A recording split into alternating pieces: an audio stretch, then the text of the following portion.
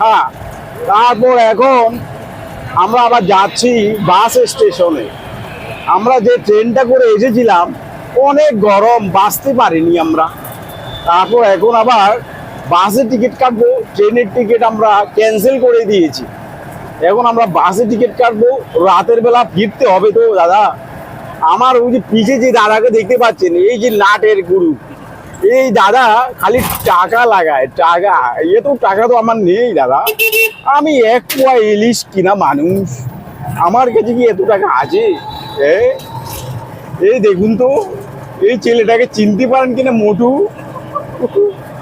ও মোটু খেয়ে খেয়ে, পেটু খেয়ে খেয়ে চর্বি বানিয়েছে, আর আমাকে বলছে ও কেন ঘামছে।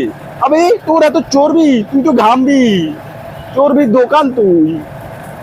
যাই রাজশাহী শহরটা সকাল